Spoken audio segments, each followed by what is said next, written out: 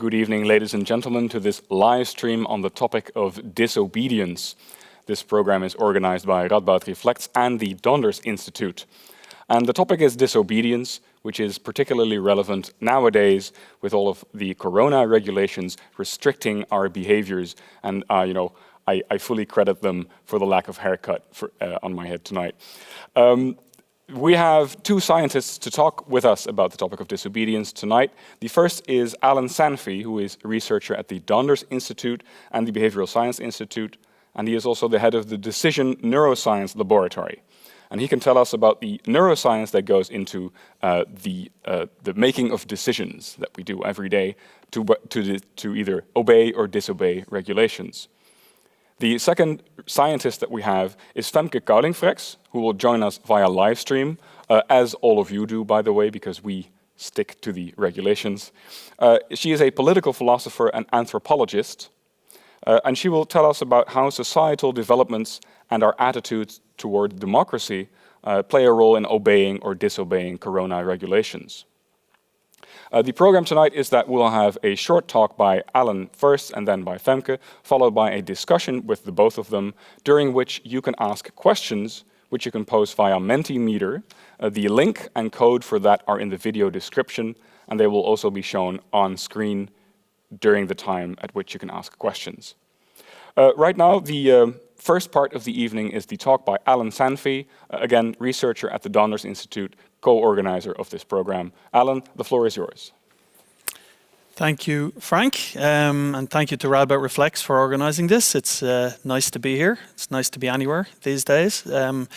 But what I'd like to talk about this evening is some insights from our field of decision neuroscience as to how and why we find it difficult to obey rules, and what principles we've learned from laboratory research in decision making that might help us understand why we disobey rules and how we can change things to maybe get more obedience. So the main problem, of course, is why is it so hard to obey the rules, specifically around the COVID-19 crisis and the many restrictions that have been placed upon us. Before getting into the psychology, it's useful just to think about the problem itself. So what is it about these rules that are difficult from a behavioral perspective? Well, one is that the rules keep changing. They're complex. And they change seemingly on a weekly basis. It's unclear what's advice, what's an obligation, what's a law, which makes it quite difficult to even know what the rules are if we want to adhere to them. A second factor that's important is the imperfectly understood science around COVID-19. We don't still, as a society, know exactly how the virus is transmitted. We don't know exactly what the long and short-term results are. And this makes it quite difficult then to get people to obey rules associated with avoiding this virus. A third factor, and probably most important from a psychological perspective, is the notion of uncertainty. COVID-19 brings with it a lot of uncertainty, and we can distinguish here between what we might call risk versus ambiguity. So risk is an uncertain outcome which we at least know the kind of probabilities about. And often we're unclear about what are the risk factors behind getting COVID, what's the likelihood of us getting the disease if we are in a social environment, and so on. This leads to often a related fact, which is this notion of an optimism bias. So this is a psychological effect whereby we typically think bad things are not going to happen to us. So we may know that, for example, 50% of people over a lifetime will get some form of cancer, but we don't really think that applies to us. And of course, this has serious implications for our willingness to follow rules and our understanding of what are the risks involved in certain types of behavior around COVID-19. And finally, I think one of the really difficult things about this particular societal problem is that it requires sacrifice. And this is more the case for younger people. Younger people we know are less affected by the virus, but they're being told constantly they need to change their behavior in order to help others, particularly the elderly, the vulnerable, and so on. And that idea of doing something for the benefit of other unknown people can be quite difficult from a psychological perspective. So all of these taken together make the problem of obeying the regulations around COVID-19 difficult. So what I'd like to do is talk a little bit about how we make those decisions and focus in on two aspects of the decision making, namely the fact that we typically use a risk and reward trade-off. So the decisions we make on an everyday basis often are made by balancing two aspects. The risk of the, in this case, COVID-19 to ourselves and others. So what are the chances of bad things happening associated with my behavior versus the gain, so my desire for a convenient lifestyle. I want to go to the supermarket whenever I want to without queuing or without wearing a face mask. I want to socialize whenever and with whoever I want. And I want to do my job the best way I can. So all of our decisions at these times are essentially balancing these two factors off. How likely is it that I'm going to cause damage to myself or other people, as opposed to what's it going to bring me if I do disobey the rules. And so what I want to do over the next 15 minutes or so is talk about these twin goals, these twin aims of risk versus reward, and look at how the way the rules have been informed to us may make it difficult to adhere to these rules. So if we look at risk first, so we can think about first, how do we understand risk around COVID-19? So how do we have a good sense of how risky certain behavior is? So one key factor here is how risk is communicated to us.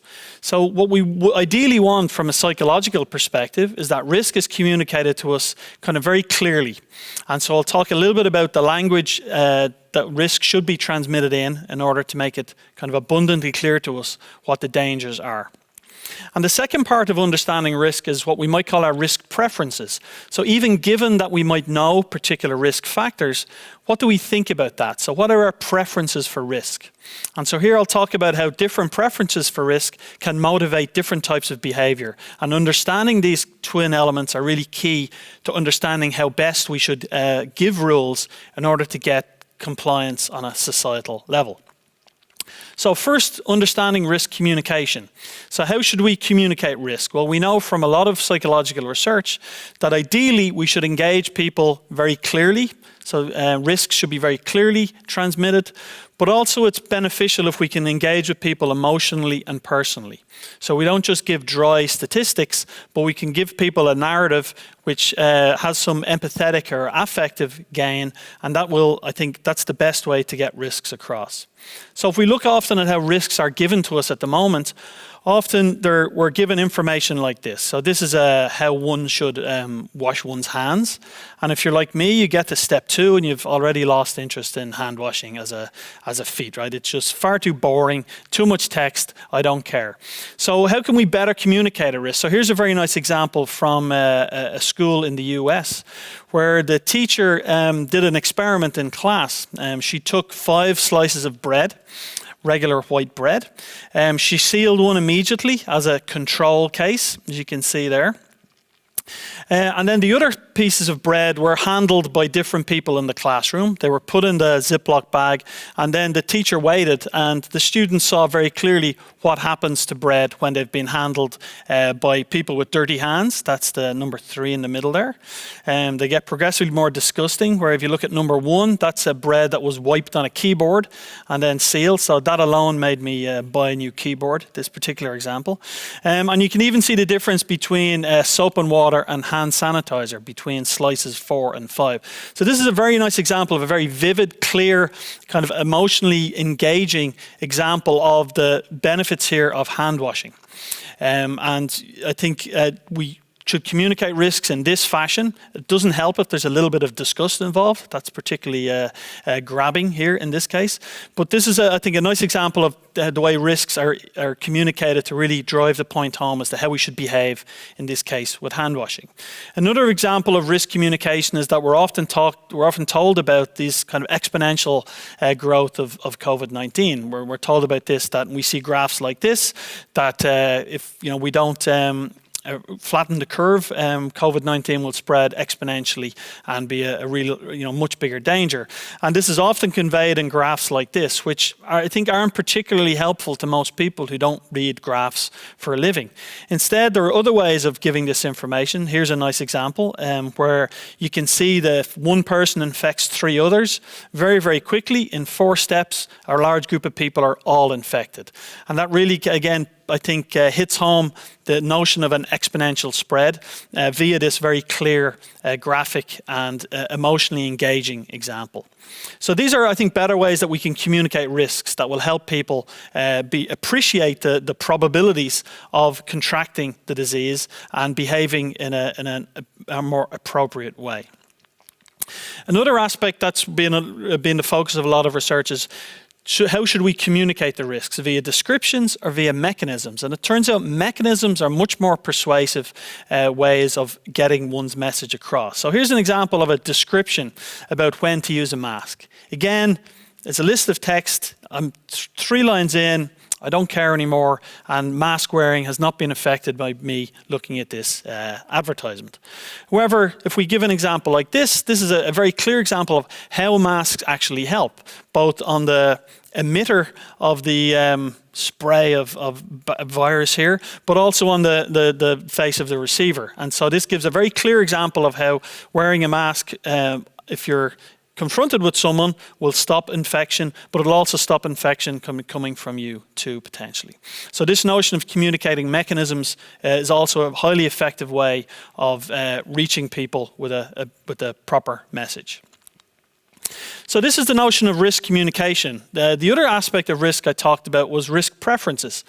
And that sometimes even when we know the risks are very clearly stated, we can have different feelings about these things, and our behavior can change accordingly. So let me give you some examples.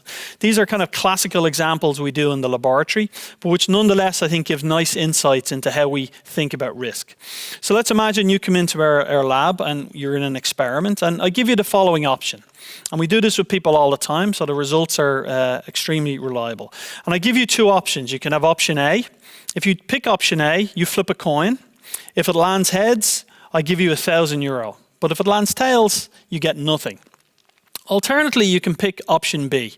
And if you choose option B, I just give you €500 for sure, and we don't have to engage in any of this coin flipping business. Now, there's no right or wrong answer here. We give people this choice, and you can play along at home and decide which you'd prefer here. One thing that's interesting from a pure economic perspective is that these 2 options are economically equivalent in a way, in that on average, option A pays out half time 1,000 and half time 0. So on average, €500. And option B pays out €500. So from some pure economic perspective, these 2 are what we might call, you should be indifferent between these 2 options. That is, they both should be the same. But when we ask people, as perhaps you've got intuited yourself, people have a very, very clear preference here. And about 90% of people say, you can keep your coin, I'll take my €500 and go. So here we've got a very clear example of what we call risk aversion. People typically don't like taking risk unless you really make it attractive to them. And to get people to flip a coin here, we have to offer them up to about €3,000 or €4,000 in order to take that chance. So people don't like risk. So this is an important concept for the notion of how we get people to obey rules. But let me give you one other example which takes us a little bit further. So you come back to the lab again, and now I give you the same choice with a slight twist. So now option A is you flip your coin. Now if it lands on heads, I get to extract €1,000 from you. And let's imagine I have a way of doing that.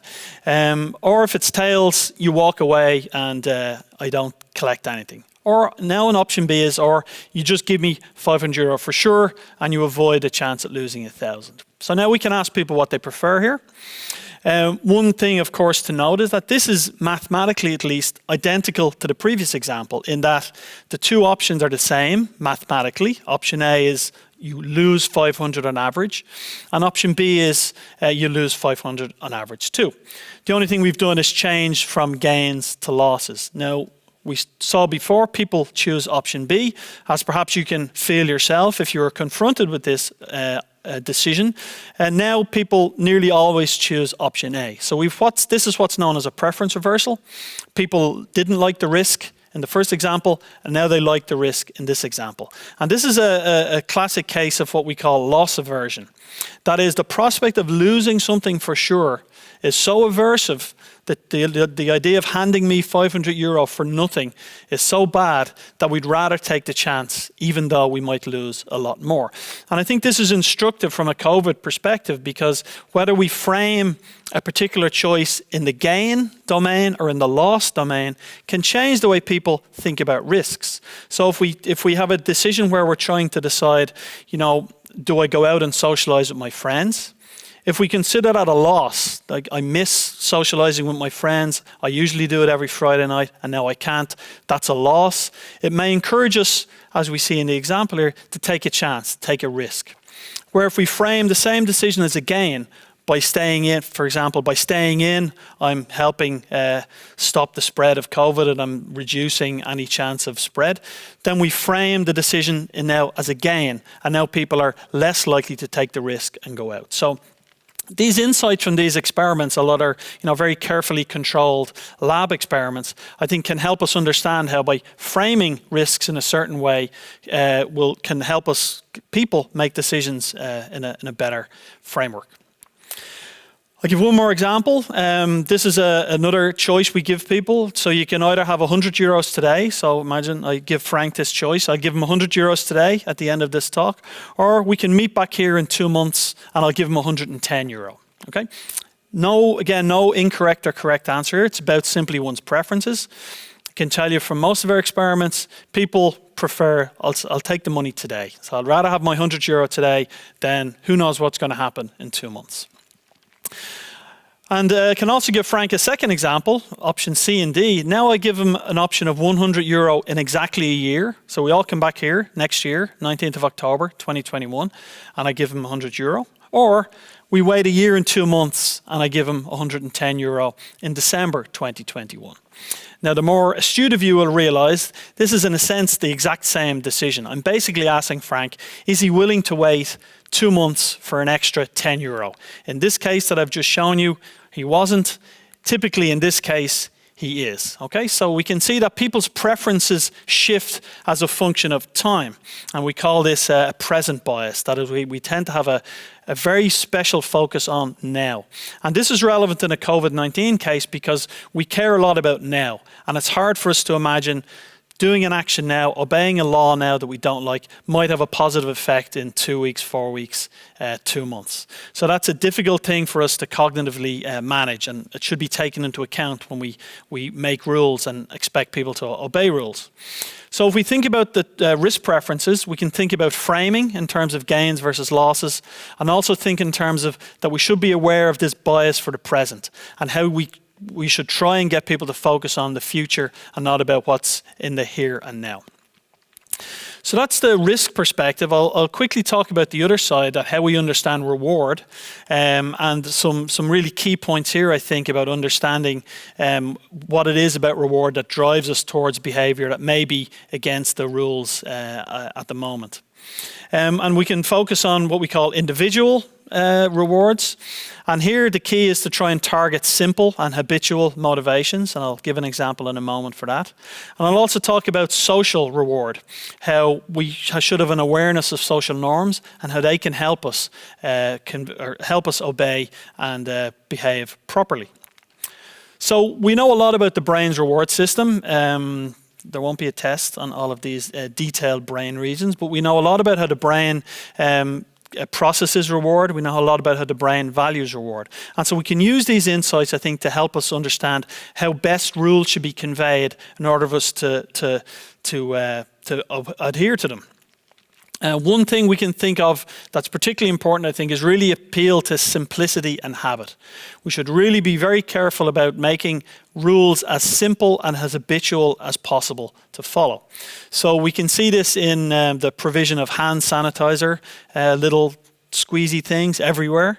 There's a lot of research showing if they're in the middle of an entrance versus the side of an entrance, there's actually a big difference in how much people use them. So the simpler these rules are in our daily course of life, the more likely we are to follow them. We see this all the time in the supermarket. Now we have these little taped off areas everywhere, which makes it very simple to know where I should stand. And we see a little taped box and it's very hard not to stand in it. So these things really help us behave properly.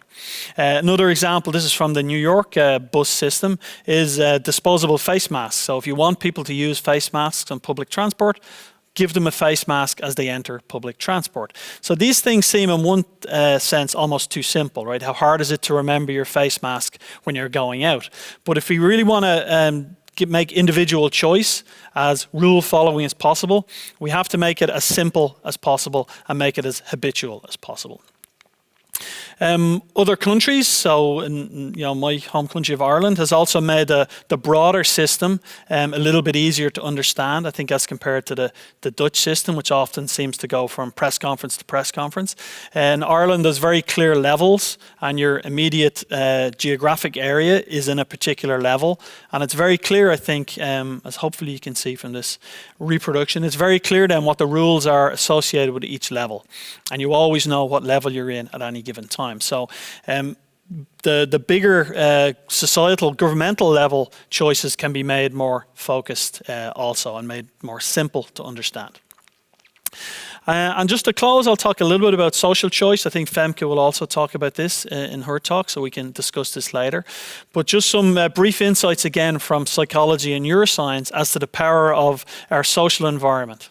So it turns out social motivations are really important. So this is from a little picture of the days when you could go and eat an ice cream in the nice Dutch sunshine here, the nice flat landscape and the ice cream cone. And you might wonder why this woman looks so unhappy. But when I show you the rest of the picture, it really, to everybody, it becomes abundantly clear why she's so unhappy, right? It's because she only has this tiny ice cream cone, and her friend here has this traffic cone of sugar beside her. And this is just to illustrate that social motivations really matter. We really care about what other people are doing. We care about what other people have, and we care about the behavior and examples set by other people.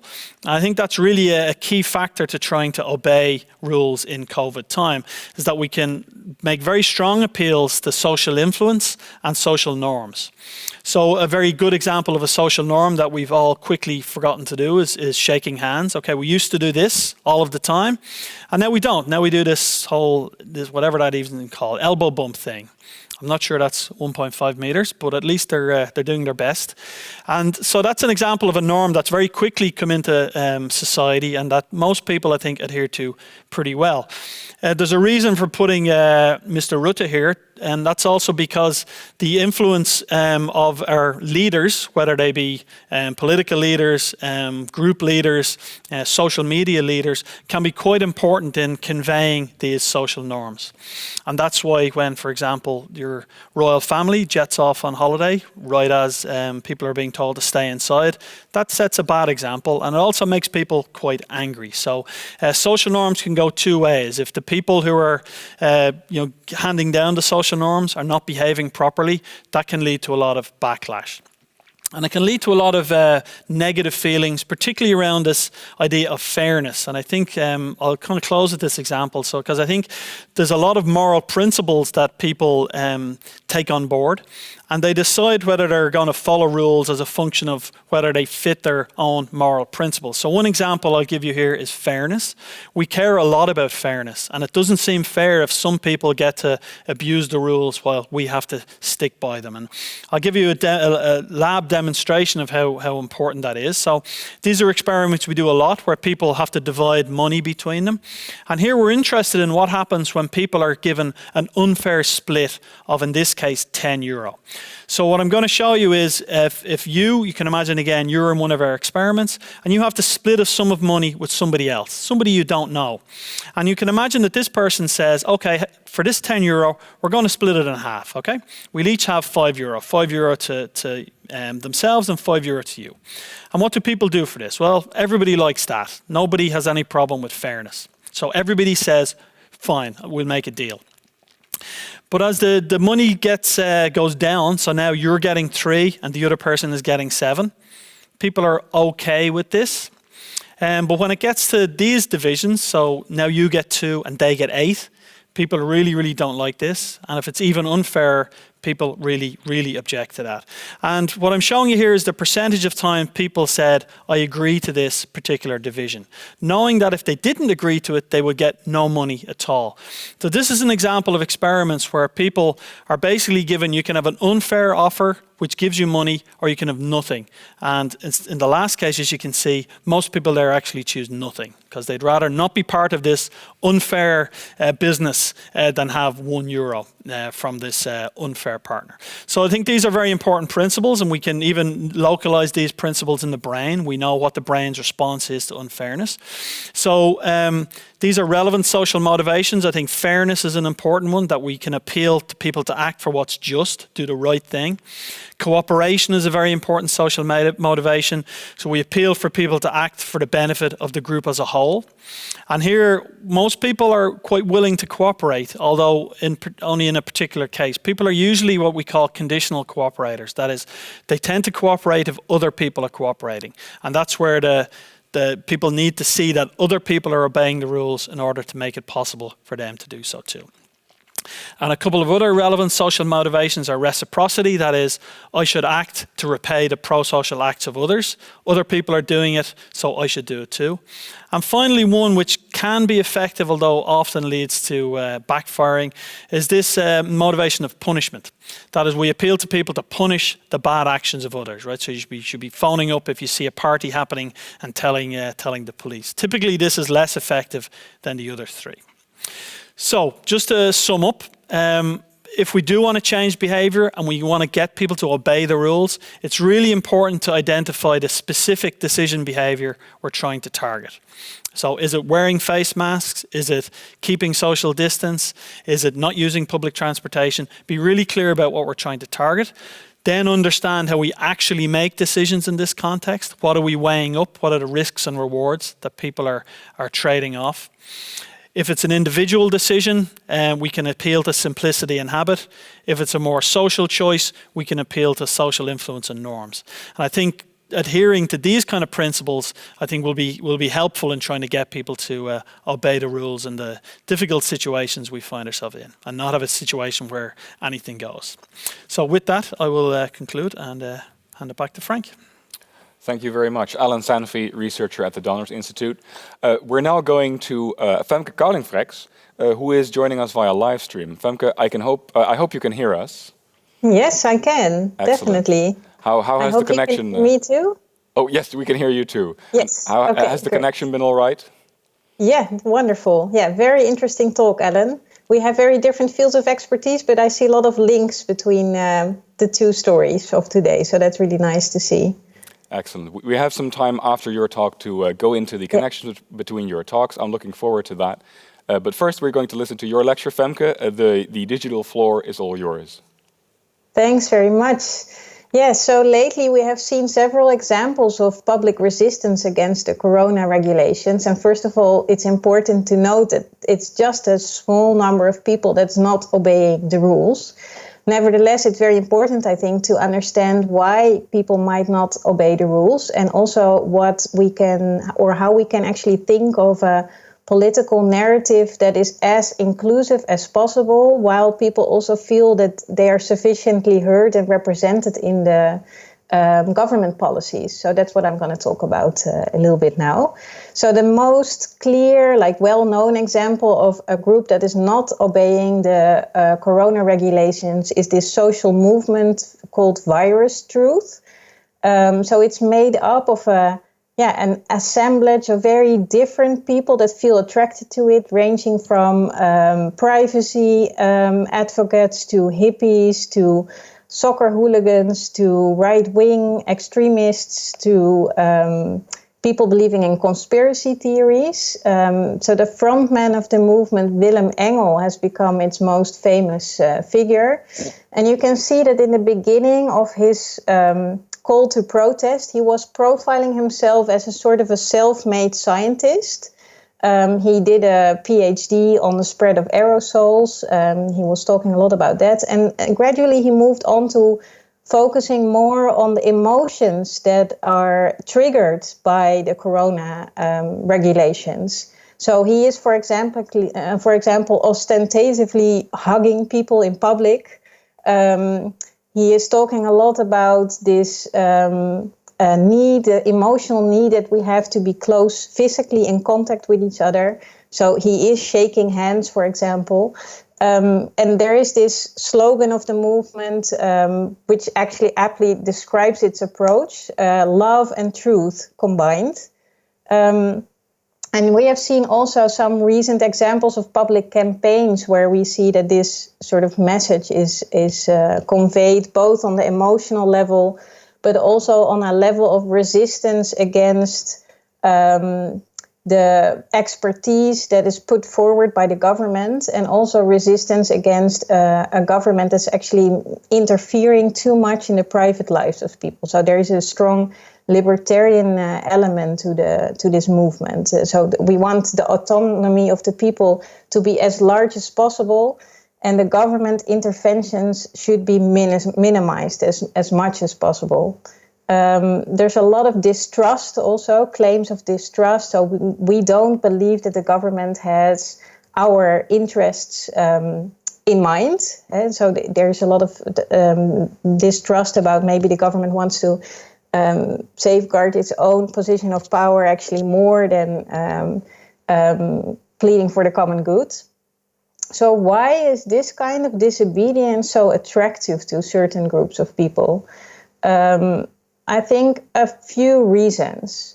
So first of all, and this actually relates to what Alan said about fairness. We live in a period in which the polarization and the inequalities between different social groups have been growing over time. So, for example, income inequality has been growing already way before the corona crisis.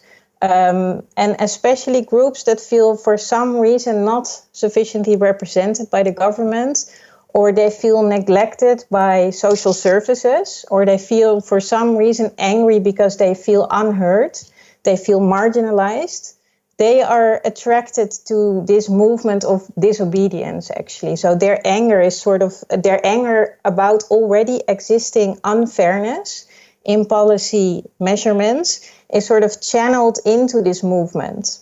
And then you can see the rise also of conspiracy theories. So, we have heard from different whistleblowers also about cases in which the government has not been transparent.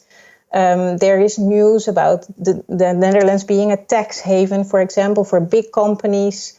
The income inequality is sort of reflected in that kind of news.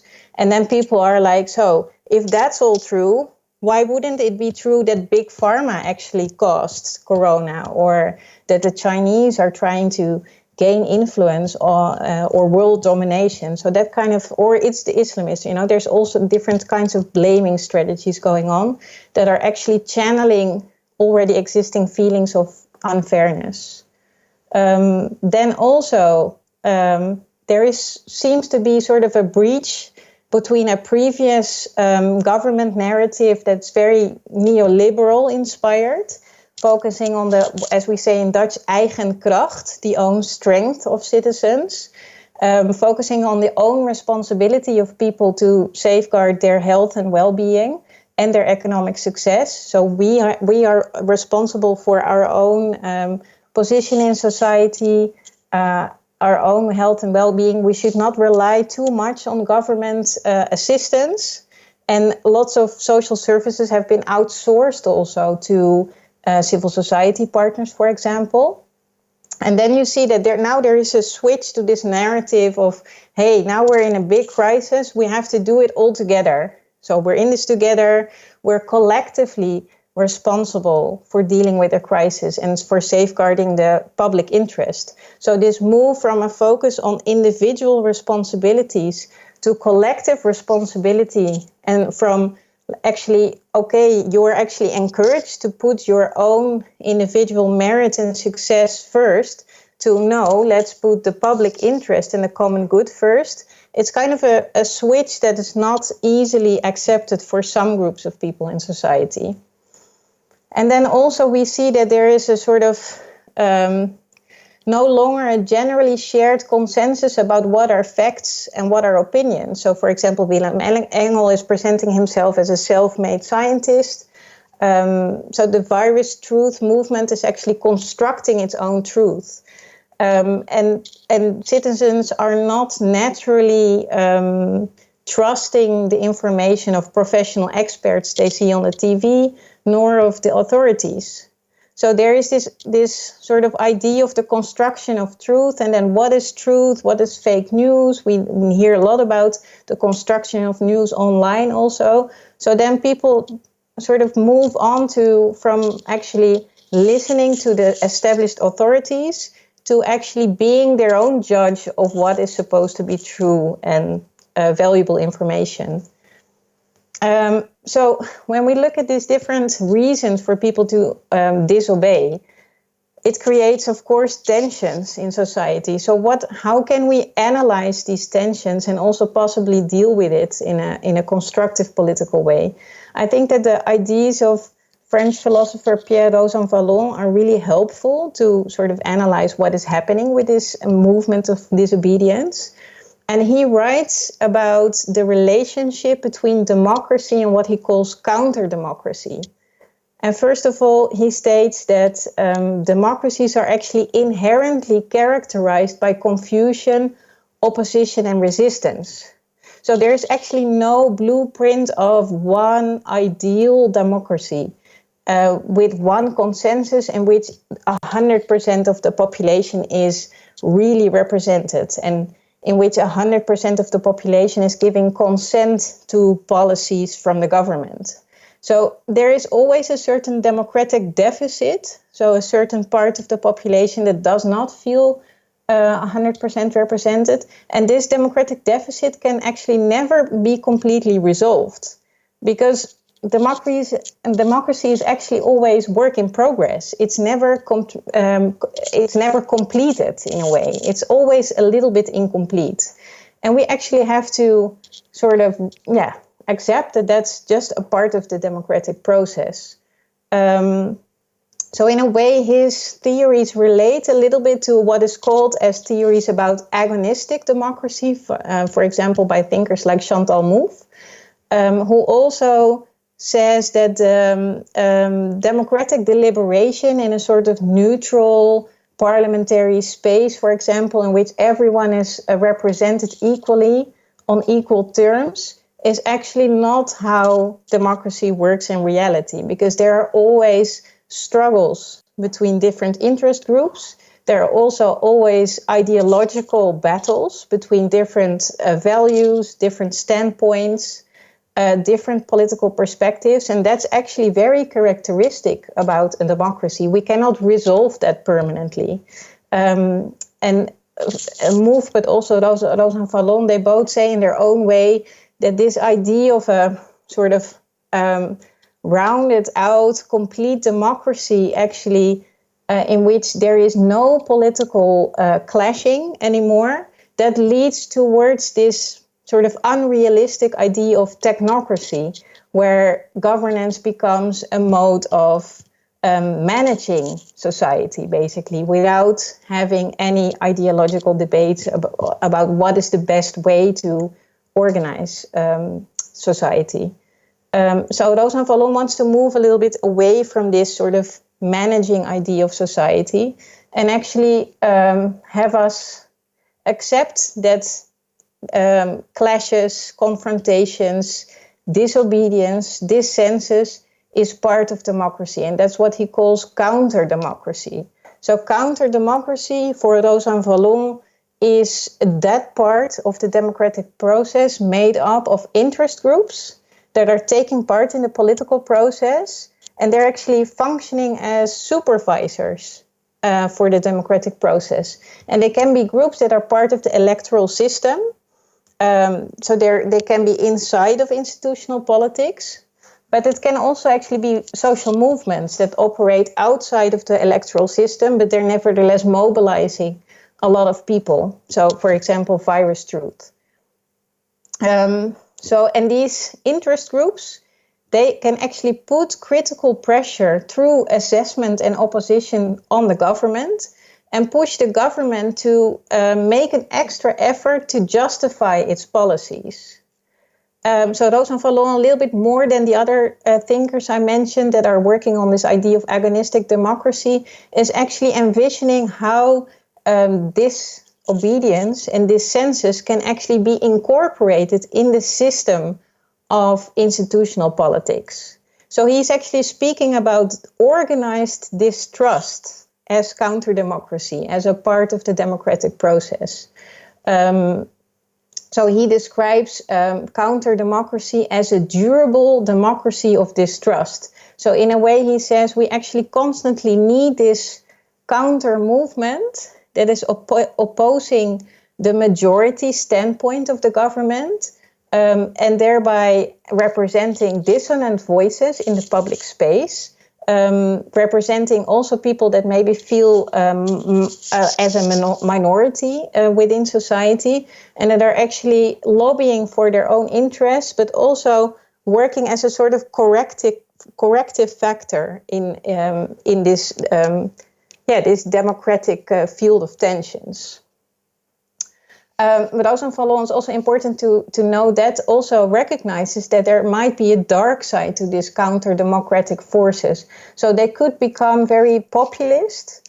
And for Roos van Loon, there is a difference between counter-democracy and populism. So he says populism is actually favoring homogeneity over equality. So populists are not accepting all these different voices and factors in the political sphere. They're actually presenting the people as one homogeneous unity as opposed to the government. And Roos van Loon sees a danger in that kind of populism because it denies the diversity that is inherently present in society. One last interesting idea that I took from Roos van Loon's work is that he speaks about narrative representation that we need in a democracy next to procedural representation. So within the electoral system, there is procedural representation, and there are democratic parties, we can go out to vote. But actually, we also need a government that presents a story, a narrative, in which we can see our own experience reflected, according to Roos van Loon. So since democracy is actually not, he's actually also a social scientist next to a philosopher. So he's been studying a lot of social situations, and he brings that into his theory here, where he says that since democracy is not a transcendental ideal, politicians should actually also make an effort to investigate the social situations in which their policies and their government regulations are embedded. So governance is always contextualized, and in order to develop a narrative in which different groups of people in society can see their own experiences reflected, the government should make an effort to get to know these experiences. Because if there is no insight in the stories and the experiences of different groups of people in society, it's very easy to have stereotypical views about the experiences of others that we don't personally know. And then it becomes very difficult to actually do something that is in the benefit of those unknown others, as Alan also explained before. So how can we sort of develop a political antidote to that difficulty? Actually by giving insight in these different stories about different experiences. So one recent example, and this I will finish off for now, one recent example of how we could work on that narrative representation, I think, and also maybe how the government could get attuned to listen to those different counter-democratic voices that are present in society, was this example of Femke Louise and Diederik Gommers, who were together in a talk show. I think most of you have heard something about it in the news. So Femke Louise is an influencer and a singer, and she was she took part in this hashtag I do not longer participate campaign of Virus Truth. And she came to this talk show, Jinek, to explain why she participated in that campaign. And Diederik Gommers is the leader of the Society for Intensive Care Doctors. I hope I'm saying that correctly. And they were together on the talk show table, and Femke Louise actually got a lot of criticism for her involvement in that campaign. And she, in the talk show, she actually said, and I think that's a very valid point, that she felt that the government in all those press conferences is too much focusing on the public health situation, and in her experience, too little on the economic and social impacts of the corona crisis. And she said, for me as a young person, and my followers are all young people, they're actually not so much concerned about the public health because they run less risk to get sick, but they're very much concerned about the impact of this crisis on their social development and on the economic impact around income inequality. So what about people that lose their work, that are faced with poverty now? And what is the government going to do about that? And she felt that the information about the economic measures was communicated less clear than all the information about the safety regulations around public health. She got a lot of criticism for not expressing herself very clearly and intelligently in the talk show. But Diederik Gommers actually did a smart thing, I would say. He said, well, let's take your point of view and your story about your experiences seriously. So he met up with her after the talk show. They had a conversation, and he explained actually from his expertise, his point of view, how the virus is spreading and what we can do about it. But he also asked her about her expertise in the sense of reaching out to young people through social media. So he actually put her in a position of expertise. He took her story, her questions and her experiences very seriously. And he was together with her looking for a collective narrative that could be created about the most inclusive way to combat this virus that would also do justice to her concerns. So they came back to the same talk show talking about this awareness campaign that they want to do together to reach out to young people. Gommers actually created his own Instagram page. So you see that both sort of learned from each other about this most clear way of communication. And I think this might actually be a nice example of what Rosan Vallon calls narrative representation. So I'm curious what you all listening at home think about that. And I look forward to talk about it in the conversation. Thank you. Thank you very much, Femke. Two excellent talks. Thank you both very much. And I do believe there's a lot of overlap in what you're saying. So, Alan, you've explained to us what goes into making decisions. And Femke, you've explained to us why it's attractive to choose for the disobedient option. Although I think we should say at the start that for most of us in the Netherlands, we choose to obey. That's correct, right? Okay, so I think that's fair. Yes, that's fair to say. Yeah. Okay, but there are certainly pressures that push us towards disobeying, and so I'm just going to ask generally, Alan, do you recognize, and I assume you do, many of the factors, particularly the social factors that go into making decisions that Femke described? Yeah, I mean, I think it was very interesting listening to Femke, and often the kind of work she does is a really nice kind of counterpoint to the kind of work we do, where we're very interested in individual level decisions, but often we lack the societal and social context that I think is really important to hear. Because we don't make these decisions in a lab, we make them in everyday life, and we're embedded in a very important societal context. And so, I think it's really important to try and understand that. I find it extremely interesting, Femke's point of the notion that we've in a way exalted this idea of an individual society, and I guess this is typical of liberal democracies in Europe, that we should be self-sufficient and self-reliant, and that's been a trend for quite a while. And now we have to turn the oil tanker around in midstream and focus on the collective. And I think it's quite interesting to think about what that does to people's decision making. If you're embedded in this societal norm that is, I should be self-reliant, and now I need to think about Frank, my neighbour, but that isn't part of my narrative or my history. And so I guess I wonder, Femke, is this something that's typical of European societies in general, or are there specifics about the Netherlands that make this transition more difficult? Yeah, that's a good question, actually, Alan. I'm not sure. I think that, well, you mentioned Ireland, and you know much more about Ireland than I do. But I think there are also Western European countries where people are more prone to obey the rules. Think about Germany, for example. But I think also that there is, or maybe even a much better example is New Zealand. It's a Western country, it's not a European country, but you see that there the government has had a very different approach. So immediately from the start, there have been very, very strict rules and regulations.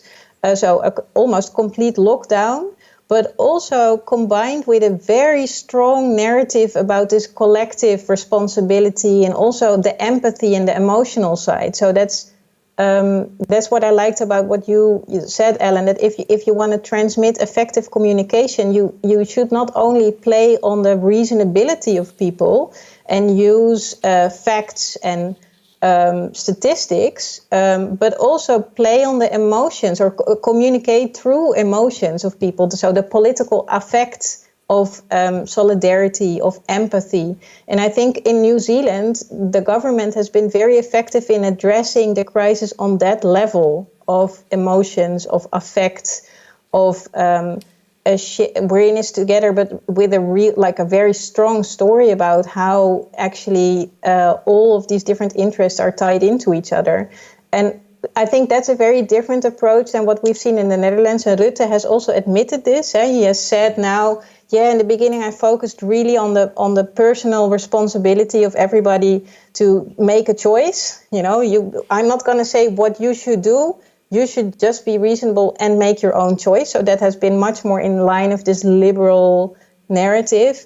And then it didn't work out that well. So now there's this shift. And I think especially for young people who have been growing up in this neoliberal discourse of self-reliance, it's hard to make that shift because they're also in a phase in their lives with the reward system, and they're very much focused on the quick rewards.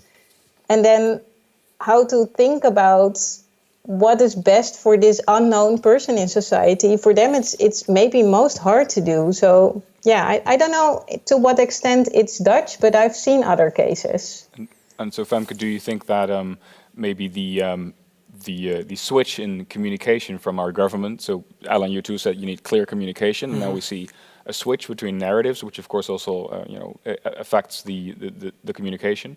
Do you think that somehow spurred on or increased what you said, the counter democracy? Do you think that kind of spurs on groups that want to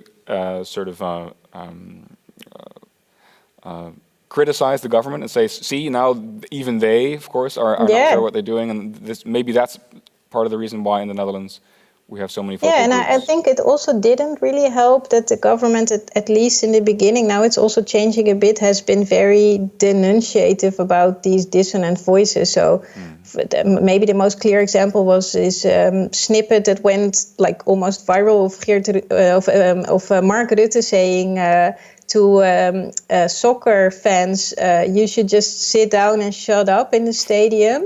So this you can say it's clear communication, but I would say it's not the most smart thing to say, because it's actually putting those disobedient people aside as stupid, as bad, and it's very paternalistic and it's very top down. So I think that kind of communication didn't really help, and it only enforces this idea of, we're actually the government also wants to push us out. So why would we actually feel obliged to feel responsible for this thing that the government is imposing on us? So we'll choose our own path. So then you see that only adds fuel to the fire, I would say. I want to take a brief step back and reflect on the football stadium scenario. I do believe you have experience sitting in football stadiums. I have been sitting in a socially distanced football stadium recently, yes. Not cheering. No, but as I explained to you, it's NSA, and so there's seldom reason for cheering at an NSA game. But so you sat down and you shut your mouth. Yeah, but if anything exciting had have happened, I'm not sure what I would have done. But at least I and most people obeyed the rules. But yeah, I think they're really interesting situations where people are put into a very unusual case. And it's exactly this point that I want to discuss, because you say it's unusual, because usually you cheer and usually you do the things you do in a football stadium. And you have talked about the role of habit in driving people's behavior. And you kind of structured your talk and you said the way we approach making decisions is by making this risk-reward sort of a balance there. But would you say that risk-reward considerations even come into play when it comes to washing your hands when you enter the supermarket? Or isn't let's say the fact that people don't do that the effect of a habit of not doing that, rather than like an explicit thought saying, well, I'm not going to conform to the government. Of course, there are parties in society that have explicit reasons not to go against this, but isn't much of the friction coming not from sort of risk-reward balance, but from just habit? Sure, and I think when I talk about risk-reward, sometimes it's very cognitive and explicit, and I balance the probabilities, but most of the time it's not. I mean, there is. Those kind of processes are happening, but often they're way beneath kind of conscious awareness. But it's certainly true that most of the behavior we would like to get people to, we would like to enforce, is really habitual, simple behavior. Which on one hand, I think often it's thought of, well, that's easy, everyone should just wash their hands. But if it's embedded in your daily routine that you don't do that, that's very, very difficult to insert. So, we do have some knowledge about how we can do that. And I mentioned the hand sanitizer displays, and it makes an enormous difference if they're right in front of you versus a meter to the right. From a pure economic, rational perspective, it should make no difference. I take a step to the right, but it makes a really big difference in terms of everyday behavior. So I think we need to understand that and really acknowledge that we need to insert ourselves into people's habits as much as possible. Right. And of course you've also talked about social factors that go into the decision whether or not to wear a mask, for example. So the fact that other people are doing it, I guess also, legitimizes or makes it easier for you to wear a mask. Of course, the more people that are conforming, the harder it is for me not to conform. And often, polite social disapproval can be a strong motivator too. If people stare at me in Albertine because I'm the only one not wearing a mask, that, again, for most people, I think there's the kind of groups that Femke mentioned are maybe inured to this, and there may be a subset that may revel and enjoy that they're breaking these silly rules. But I think for most people, and I think we'd like to get most people to obey these rules, simple practices like social conformity are highly effective at getting people to do this. And of course, the risk for not conforming would then be like that people look at you in a funny way, because so the risk associated is social, immediate, rather than health concern or health related later on. Yes, and I think that's a more effective, immediate disincentive, that if I get a finger wag from my neighbour, that's likely to be more effective than the thought that I may have contributed to some infection in 3 weeks. Femke, you said that counter-democracy has a certain dark side. In general, of course, it's good to have dissenting voices in a society, but there's a dark side. Would you say that this dark side is maybe, or has a bigger chance of popping up during a pandemic? I mean, is this the time to have dissonant voices in a society? I think it's not necessarily more popping up than it did before the pandemic, but I think if this collective narrative of solidarity, of doing also something good for the person that you don't know, that's not in your direct social environment, it's easy for already existing exclusionary dissonant voices to feed onto the sort of the tendency of people to think about their own health and well-being, to save themselves during the pandemic, so to say. So I don't think that it's originating in these times of pandemic, but if there is not a strong enough inclusive rhetoric about how we should, how everything is connected and we have to stick together, then it's easy to play people. So we can see that with the tweet that Geert Wilders sent about it's only Moroccan and Turkish people in the intensive cares now during the second wave because they are not obeying the rules, which is absolutely not based on anything. There is no reason to say that. But he is using this trigger of fear and of anxiety to actually enlarge this already existing feelings of opposition in society. And I was really happy to see that many other politicians immediately counter-reacted and said, hey, this is not a fair thing to say. It's not helping. Yeah, exactly. Yeah. So I think if the discussion about fairness is not strong enough, then it's actually helping this like exclusionary movements to gain momentum. Right, so it's feeding into this feeling of unfairness that's already there and saying they are now using resources or they are not sticking to the rules. Right, and fairness, of course, Alan, you told us, is also very important as a driver for decision making. Yeah. If you feel like they're not sticking by the rules, then I'm not going to do either. Yeah, if you feel that there's other people are behaving unfairly towards you, there's not much incentive for you to do the right thing, and then things can crumble very quickly. Then if this cascade of unfairness begins. I mean, fairness is a really important motivator in behaviour, and I think we often we underestimate it, I think, a lot in terms of as a driver of behaviour. But it can really be powerful, and it can be harnessed, I think, usefully, not just for COVID, but for things like understanding climate change, behavioural responses, or social inequality. I think if we point to, most people have a good sense of what's fair and what's unfair, and I think by making that more primary, we can get some useful levers to change there. I have a few questions from the chat, and I'm gonna, or I should say, from Mentimeter. And if you want to ask, if you want to add your question, go to menti.com and use the code that is listed below the stream. I have a question here for Alan.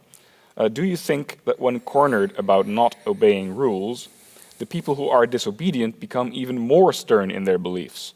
So what role can emotions play when social norms are not enough? Well, I think there's a very real risk there that if people are hauled over the coals over not behaving, not adhering to the rules, you can get this reactance from people, and people are even more going to stick to their guns and not behave the rules. So I think it's important not to demonize people. I think Femke made a really important point there about empathy, and I think the Femke Louise, Dr. Grammer's example is a really nice one where it would be easy to say, Instagrammer, YouTubers, why do we listen to them? But I think if they do have, a perspective, and I think if that perspective is taken on board and understood, you can get a successful change. But I agree that just, demonizing the rule breakers can have a negative overall effect.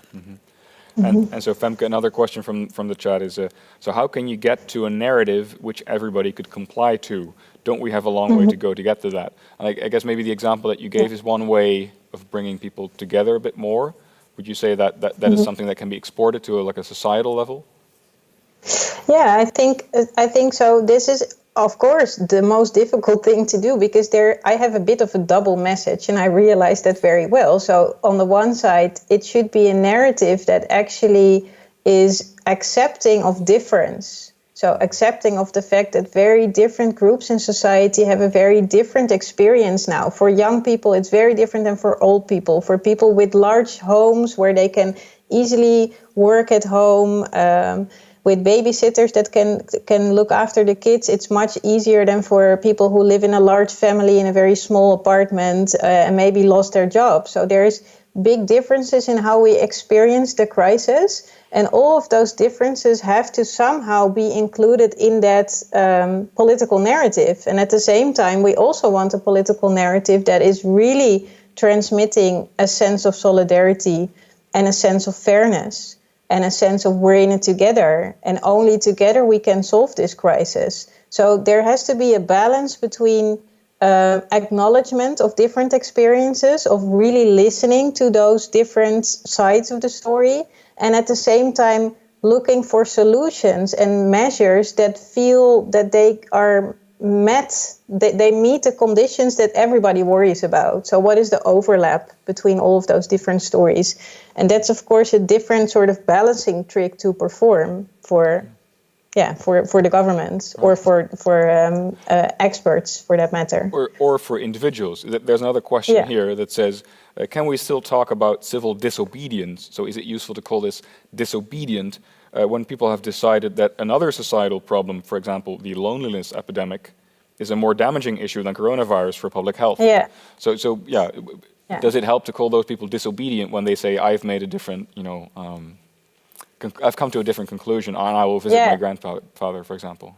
Yeah, so that's a different sort of reasoning. So there might be a very valid concern there. Yeah, that's a good question. I think also what we are used to call civil disobedience as a tradition of marginalized or excluded groups that want to be represented within the system of representative politics, of institutional politics, and they also want to have juridical representation. So they want to have the same rights as everybody else has. And here you see retreating groups. So the virus truth, they want out. They want less government interference. They're very libertarian in a way. So it's a very different movement than the classical civil disobedience movements that we've seen, for example, in the 60s and the 70s. So there it's I think it's important, and maybe that relates to the question also, to distinguish between reasoning that's based on public interest in the common good and reasoning that's based on particular interests and my own individual good.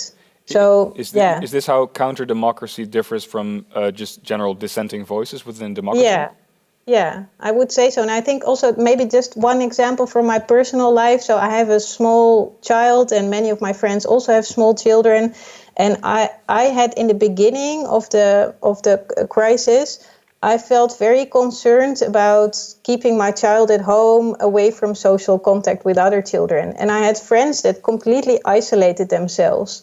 And we had big debates about what would be the best for the development of our children. So it was a mix of personal interests, but also societal questions. So what is actually good for children? So how can we protect the new generations from growing up with a trauma because of this crisis, for example?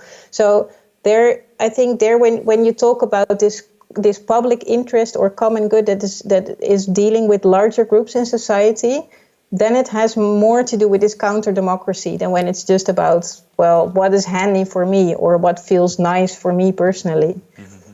Okay. There's actually a bridge from the answer that you just gave, which is about children and what's good for them. This is a question for Alan from the audience. So how can we motivate children at high schools to obey the rules better than they currently do? This is something that you may have personal and professional experience with.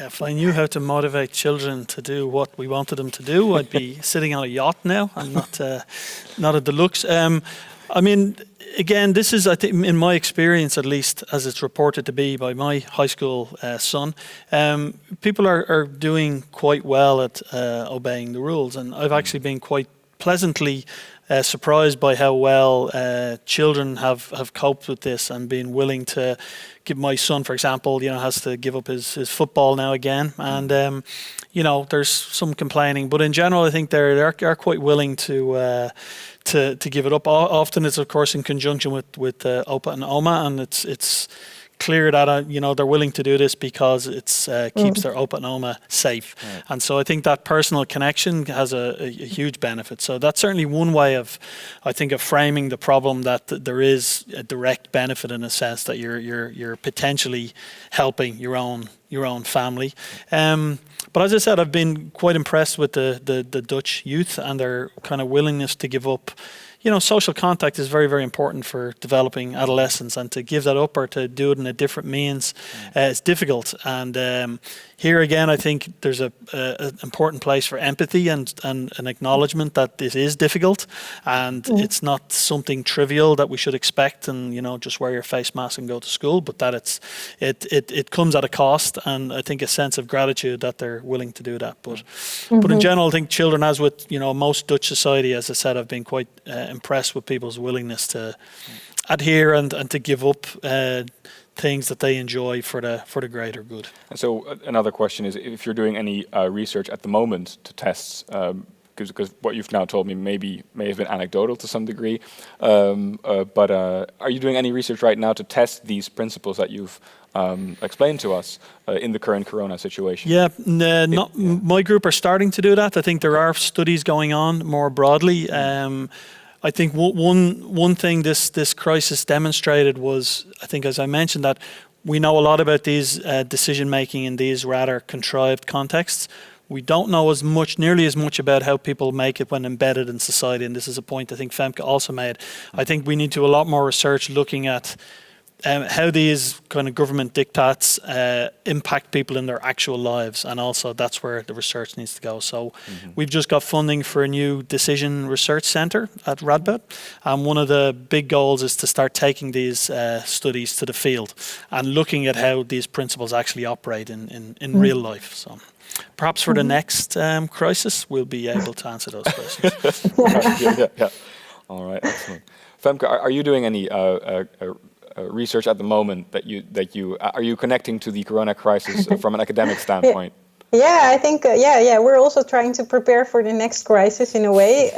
We're doing research now, anthropological qualitative research, where we are following a few groups of young people that have proven to be actually very resilient throughout the crisis so far, based on their own self-organized support system. So we're trying to figure out how the own self-organized social support systems around youth that are seen as very vulnerable can actually enforce their resilience. So, for example, one group is a group of undocumented youth in Amsterdam that started their own face mask sewing informal business, where they first started to make face masks for their other undocumented friends, and then they started to sell those face masks for just a few euros. And now they actually have their own social enterprise, basically. And they're also supporting each other on very different levels in terms of their sense of belonging, community sense, cooking for each other, doing groceries, forming small isolated families within a larger social circle. So this is one example of a group that has proven to be resilient. So we try to figure out what are the factors in that process of resilience that can support young people in a vulnerable situation. There's a question in the chat or from the audience that I would like to ask both of you, and that connects to basically the last thing that you said. Some groups are resilient, others not so much, so there's a change there. So what, from your perspective, makes it that at the beginning of this crisis we were all saamhorig, as it is said here? It's like, how would you translate? So there was a spirit of togetherness, but that's sort of, there's this decaying a little bit. So from your perspective, why now? So what's the difference? Why are we increasing our disobedience, or why are some being less obedient now? Well, I think, Alan, probably you know more about our, perseverance or long-term. I think it's difficult for us also on a psychological level to deal with risks and uncertainties over a longer period of time. Yeah, I mean, for sure, the time is a big factor there. Just at some point, things get wearying. And I think all of our resistance kind of declines over time. There are, of course, people who suffer more than others. I'm in a fortunate position that my work continues. I still get paid.